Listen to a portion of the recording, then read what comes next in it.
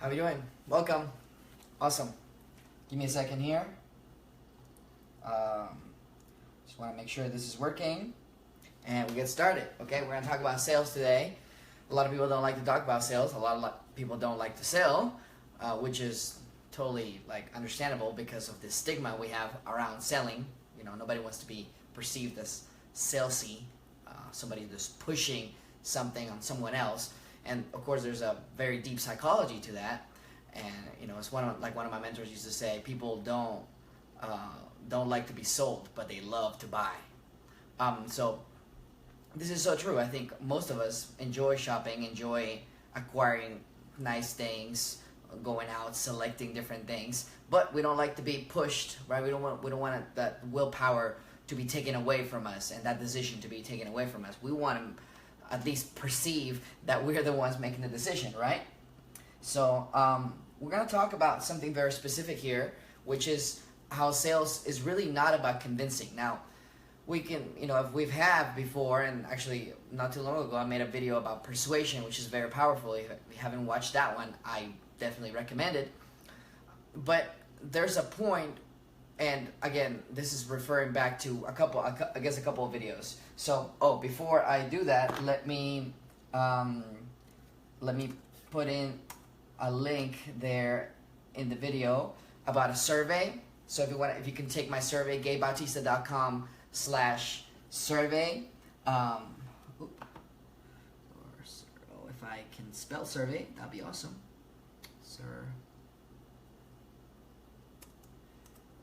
Here we go. That's better. Anyways, so if you can take my survey, if you have a business, if you're thinking about running a business, I'm compiling a lot of information to help more people. So if you can take my survey, do that. We're going to talk about a couple other things. Okay, great. So, the videos that I'm referring to are the 80-20 video and then the persuasion video. But really, 80-20, if you haven't watched that video, that's a very important video, probably one of the best ones that I have done. But it is one of the most complicated subjects. And it does take a little bit to understand, and it takes even longer to really apply and sort of include as a part of your framework of thought. So I'll definitely do that. But 80-20, the diminishing law returns, they're all really the same thing. Because what happens is, let's say you have 10 customers, right? So you have 1, 2, 3, 4, 5, 6, 7, 8, 9, 10. And so the sort of logical thing in your mind, and I talked about this in the 80-20, is that every one of your customers is worth 10% of your revenue for a month, for a year, for a lifetime, right? This is sort of the logical thing. It's sort of intuitive, right? So on and so forth. All right, but this is not the way it happens in reality. And if you've been in business for over 5 minutes, you know what I'm talking about. The way that it really happens is this. You have 10 customers, and the top 2 customers represent 80% of your revenue, and then the bottom 8 represent the next 20%. Okay? So, hi Ro. Hi Ro. Thanks for watching me. Thanks for commenting. So this is really the way it happens. And this is the way it happens in all areas of life. The 80-20 principle, the Pareto principle, the diminishing law returns, the fractal nature of it. It's one of those laws of physics, permeates laws of physics, laws of nature. So it's one of those things we call first principles. And first principles is one of those things that don't change. And these are very important things to really understand, because it's like the law of gravity. You can play around with a lot of things, but you can pretty much bet that the law of gravity will be in effect at all times. Okay? So it's one of those things. So this is the reason why not everybody, not every prospect, not every possible lead is a profitable client. Okay? So when I think about a sales process, it's a selection process, because you see, if not every client, if not every customer, if not every person, if not every girl you meet is a potential date, not every guy you meet is a potential husband, if not every person you meet is a potential customer or business partner, then and not in equal measure, then the worst thing you can do is treat everyone the same. You see, let's pretend I have a client, and really this is the reason I'm making this video right now. I have a client, he's kind of my friend at the same time, and I want to help him out, and this is a challenge that he has, right? So he gets leads, right, from service, from Google AdWords, from Facebook, right? He gets leads, and then he does this process, okay? And then the process is it's sort of like a one size fits all, okay? So it's one way of doing things, okay? So, but this very thing, this very setup is violating 80-20. It's treating everyone the same, okay? So I told him, okay, what I want you to do, I want you to change that, and I want you to implement these other thing. So instead of me typing it out, I figure I'll make a video and I'll benefit other people as well that want to do this. So what's happening here is, yes, you're going to get leads and you want to process, but as you can tell with most human matters, one size does not fit all, right? You need to be able to customize. Not everybody's the same. Some people buy a season ticket with a private suite at a sporting event, and there are people who would spend basically unlimited money in their favorite team, for example. Okay, I would spend unlimited money, I think, in Real Madrid, right? I'm thinking I'm probably going to be going to a Champions League game this year, so I'm very excited about that. But there are some people who couldn't care less about my team or about any team, and they won't even spend $1. Okay, so obviously not everybody is the same. The goal of the sports team should not be to get as much money as they can out of everybody. No. They have packages and they have things for everyone. And that's what I want you to do. I want you to have packages. I want you to have plans for different people, because different people are different. They will buy different things, okay? So here's what I want the process to look like. So first, you need to ascertain 3 things, okay? When you want people to buy something. The first thing, now there are 2 kinds of rewards. There are 2 kinds of heuristical biases, cognitive biases, things that push humans to do things, okay? Forces. And the first one is reward, and the next one is pain. And some people think that reward is more powerful than pain. Some people think that pain is more powerful than reward. However, pain is a very powerful one, and it makes you act. If you've ever had a toothache, and I remember I had a toothache, I think like a month ago, and I couldn't even drink water. If I touched that tooth, man, I'd see stars, okay? So I was like, man, I need to go to the dentist, and that pushed me to go to the dentist, right? There was no option. There was, budget. I did it, okay? And if you've ever had pain like that, So first, as a salesman, as somebody who's selling a service, you need to uncover this. What is the pain? Now, you might think, well, Gabe, I'm not a dentist. I don't really deal with pain. But trust me, there's always a pain. There's always some underlying emotion that is it shame? Is it you want to be recognized? You want to be loved? You want to stand out, right? So, for example, this particular client, he's a painter, right? So, what is his pain, right? What is his pain? His pain, no pun intended there. So the pain on his clients might be that their house looks like crap, or they want to sell this particular house and they need for it to look great. So they need for a good coat of paint could potentially change the value tremendously of a house, much more than maybe what the painting is it's worth, okay? So all these are pains. Maybe they need it done quick. Maybe it's peeling or whatever, right? So you need to uncover what is motivating them to reach out, right? If you get a lead, what is this? Okay, so this will be very important to do. Oh, look at that. Raul knows about the 80-20 principle. Good. So this will be very important to for you in an initial call to address the pain. Because if there's no pain and they're like, well, you know, it's whatever, then it's not worth going to the next step. You see, this is why this process is very helpful, because it's not like you don't spend, you know, you don't have to interview everybody, and you know, this works for everything really in life. You don't have to spend an hour interviewing somebody that really is not interested. You go to that right away. All right, so what motivated you to call me today? Or what's going on? Tell me your story. Tell me what's going on. What do you need painted? What do you need fixed? You know, and then you go on to the next one, okay? The next one that you want to uncover is budget, okay? You want to uncover if they have a budget. And this is always good, again, to know. And you could do this all before you even, you know, in the case of my client that goes to people's houses, before he even goes to the person's house. And this will give him so much more leverage, because he can really start sifting out the ones that are not really, you know, interested. Maybe they don't have enough pain, or maybe they don't have money. That's the next thing, okay? And then the next thing that you want is authority.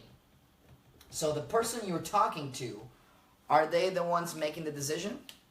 Can they make the decision? Because again, if they can't, if they're not the ones, then you don't want to spend an inordinate amount of time. Now, I'm not saying hang up on these people. I'm saying treat them differently. I'm saying do not prioritize them. Prioritize the ones that demonstrate pain, that have a budget, and that can make the decision to buy. That's what you want, okay? So, you know, these are some of the big picture things. When I get hired by somebody, I utilize these processes and I custom make them to fit whatever price models, whatever product lines, whatever service there, you know, somebody might be offering. But you'll have to use your imagination to see how that fits. But I think this is pretty. It's a good explanation on uncover the pain. What is motivating them to act right now? Why today? Why do they call you today? Why do they fill out a form today? Why? Why today? Did something happen? That's what you want to know. Budget. What kind of budget? A good question to ask. You know, you don't have to say, well, do you have a budget for that? Because that might not come across. But what price range are you looking at? Or what were you thinking? Or have you ever got this type of job done before? So, for example, one of the things that I ask my clients, or my prospects rather, I ask them, how much did you spend on consulting last month or last year? So I get a feel for if I've never hired a consultant, it's gonna be mighty hard for me to sell them on that, because they're really not sold on that idea to begin with. Again, maybe they don't have enough pain in there, right? People only change for 3 things, right? Because it's too painful for them to keep going, so they have to change, or because they know better and they want to change, or because they care enough, so they want to make that change. So, but usually in purchasing is some kind of a pain, some kind of a you know, pain or removal of pain, seeking a reward. Okay, losing weight, that's a pain. Having nice clothes, that's a pain. Why? Because you want to have really nice clothes so that you go out and people think, wow, you know, this person's successful, or she looks pretty, or, you know, I don't want to be wearing the same dress that I wore, you know, at that other party that everybody saw the pictures at. All these things are really emotional things that are going on underneath, okay? So once you have that, then, and let's say you have a client that, yes, has the pain, you know they have the budget, and they have the authority, okay? Now you can move on to the next stage, okay? And the next stage might be, and I'm very clear with my clients, with my prospects, about how the process works. Because again, I'm selecting. I can't convince anybody to do things that they don't want to do. They don't have the right setup to do because of 80-20. And I'll go into why that is here in just a second. So what I do now is I may set up the whole situation, and I may be like, okay, so I'm gonna go to your place or we're gonna have a one-on-one over the phone or over Skype, whatever the business model is, and then I'm going to give you some options, and then based on those options, then you're gonna make a decision whether this is a good fit for you or not. And so you put the person completely at ease about how it's going to work. If you wait until the very end to decide whether they're gonna close, so to speak, close. I don't like that term, close, but and I don't really believe in the word in closing, sales closing. You inspire people to take action because they have enough pain, because you worked with them and they realize, look, they really need help, and you can solve that for them. You can, a lot of people think that, well, I'm gonna get a bunch of estimates and make a decision, but the more information they have, the more confused they get. More information does not equal a better decision. They just want to know they're not going to get ripped off, and that the job is going to get done correctly. That's really what they want. And so they're really seeking where they can trust the right person. Okay? So once you have that, then you establish, this is what I call a contract. Now, you might not want to call it a contract with the person that you're talking to, because they think, oh, contract. But you can say, look, so the way it works is X, Y, or Z. I'm going to go to your place. I'm going to check things out, and then I'm going to give you some recommendations, and then you decide what you want to do. And then people are like, okay, well, they realize, okay, this is the process, and I'm making a decision at the end, and I'm not forced to whether a decision is yes or no. Okay. Then after that, then what is really cool is don't give people just one option. Okay, this is very important. You need to start giving people 1, 2, or 3 different options, or even more sometimes, on what you offer. Why? Because at 80-20. Okay? So if you treat everyone the same, you don't know really how much that client, that customer, that deal, that sale is really worth to you. Why? Because some people might just want to buy one ticket, one nosebleed ticket every 6 months, or every year, or every 5 years. Right? They're not really a fan. Okay? But there might be somebody else who's interested in maybe middle of the road season tickets. Not awesome, not the best tickets in the house, but pretty good. And they want to go there regularly. And there are some guys that want the private suite with the champagne and the caviar and all this stuff. Okay? So this is what I want you to do. I want you to when, let's say in the case of my client that he's doing the painting, he might offer just the simple painting job. Okay, I'm gonna do like a one color thing, and then just make some recommendations on. And then if you see other things in the house that could use some work, I could bundle this with this, and I could also do that. Okay, the price for this is this, the price for number 2 is that, and the price for number 3 is that. Now you give the person options, and that's much better. That's much better. Most people won't take you up on 2 or 3, but some people will. And those are the ones that you really want to step up your game, because you don't really know, again, there are some clients that are worth a lot more to you. There's some deals that are worth a lot more to you, but you need to dig in. If you just sell one thing, a marker to everyone, then you're really not leveraging 80-20. Okay?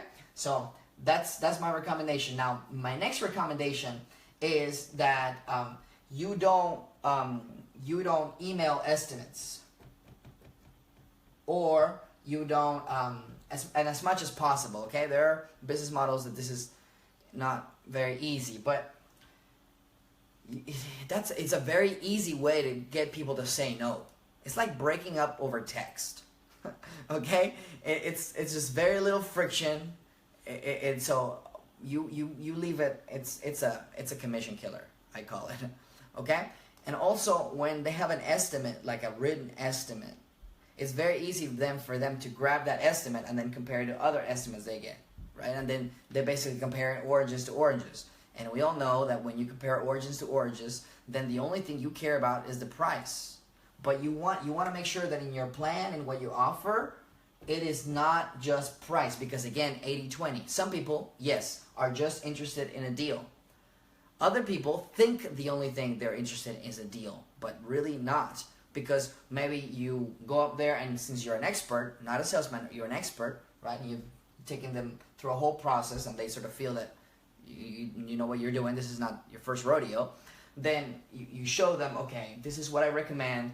You know, in your case, you know, it's peeling because of this. You know, when the sun hits it at a certain angle, you know, it's really not going to look orange. It's going to look more yellow. You know, whatever is your expertise. And then once you do that, then the person starts really thinking, oh, wow, yeah, you're right. And then you go, oh, by the way, did you notice this is happening at this side of the house? Oh, also, I saw that this is happening. Let me know if you want me to help you with that, because really, if you did, I mean, you know, my other package includes X, Y, or Z. And then people start thinking, oh, wow, you know, I don't have to worry about that. I can just, you know, for example, if you were, you know, my friend is a painter, you know, how many relationships can you leverage? So, for example, if you have other friends that do other kinds of home improvement, you're going to get leads for them. People are going to ask you, oh, do you know anybody that does gutters? Do you know anybody that does foundation? Do you know anybody that does drywall? And that happens all the time, right? So those are the kinds of things you need to leverage. You can be like, oh yeah, I have such and such person, and then you charge them a percentage. I wouldn't charge them for the lead. I would just charge them a percentage. Look, if you get the deal, you know, how much do you feel comfortable giving me a cutoff? Right? And that's something, again, you're leveraging 80-20, because there's some people who just want a simple wall painted. They don't really want to have anything to do with you, with your business. They don't really care. They're just looking for the cheapest thing. If they could just, you know, buy a bucket of paint at Home Depot and put it on themselves and look halfway decent, they would do that instead of hiring you. So you don't want to go through this whole thing and spend all the time, all your valuable time that really you should be spending with the people who are going to make you a lot more, right?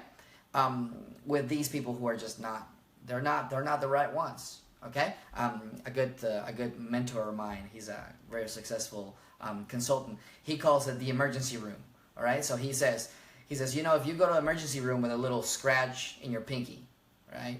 You go to the emergency room, you show up, and you show the lady at the window, you know, your little scratch pinky, and she just kind of looks at it, looks at you, looks at it, looks at you. She's kind of annoyed, like, really, are you kidding me? So she grabs a little clipboard, hands it to you. You have to fill out this huge form. You got to go to a room where there's old magazines, horrible TV, and, you know, the most unusual people that you've ever met in a single room, right? You've been there. Now, if you go to the same emergency room, you're holding your hand to your neck like this. There's a thick gauze in there. It's, you know, dripping red in blood. You go up to her, you show her, the blood spills all over, even on the window where she's at. There's no clipboard. There is no old magazines, no bad TV, no interesting group of people. You go straight to the doctor and they're going to fix you up right then and there, right? So if they have a bleeding neck, as far as your service, your product, those are the ones that are going to take action right away. And those are the ones you want to filter in. You'd be surprised, but, you know, this might be a shock for some people, but some of the leads you get are not worth anything. And so you shouldn't even, if you already paying maybe a lead service or whatever for, that's all the money that they need. If you're going to get a quick call and you can't uncover these things, paying budget and authority, you move on to the next one. There are better things for you. And then when you find that one, then you really want to start exploring it. One of the biggest mistakes I see people make in business is they never have a customer list. Okay? You need to have a customer list. Customer list. Customer list is probably the most valuable asset a business ever has. Period. And so many people think, okay, well, I get this customer and then I get another one, and then after that I get another one. And you don't want that unless you're in a very, you know, commoditized business, you know, a super red ocean business. Then you probably don't really care for really any of the information, really. But if most of us are not, most of us are in businesses we can leverage for greater profits, for greater benefit for ourselves, for families, and then also we provide great value for our customers because they know they're getting 10 times the value that they perceive it to be a fair trade of things. Confusion, simplicity, recommendations. For example, if you're providing a service, a lot of people might not buy whatever you're selling every week. So all this knowledge that you have on best procedures, on things to look out for, is valuable to them. And if you go in there and you go, look, I can help you solve X, Y, and Z, and it'll be great. It's gonna look fantastic, and I'm gonna help you recommend the best thing for you. I think in their mind, oh my gosh, that's so awesome. I don't have to think about that, and that has monetary value. And a lot of people are willing to pay that. That's the reason why people buy packaged lettuce, right? Because it's a solution to a problem. What is the problem? Not enough time. I just want to open the bag of lettuce. It's already cut and washed for me, and I get to go. Okay, that's why a bag of lettuce is $3 and a head of lettuce is 99 cents. Okay, so very cool. Please take my survey if you haven't taken it, if you're in business and stuff. If you're not necessarily interested in that, you don't have to take the survey, but I want to help more people out, so definitely take my survey. GabeBautista.com/survey is down below. Also, I will be in Mexico City. I'll be flying out tomorrow night, and I'm going to be there for a couple days, and then I'm going to be in Bogota for a couple days, and then I'm going to be in Cartagena for some days. So if anybody's around, probably in Mexico City, I won't have time. I'm just having a couple meetings and then flying out, so not too long there. But yeah, if you definitely keep messaging me, hope this video has been very helpful for you. I'm gonna tag you, Steven, on this video because you really need this. I think this will really help this process to filter out a lot of stuff for you.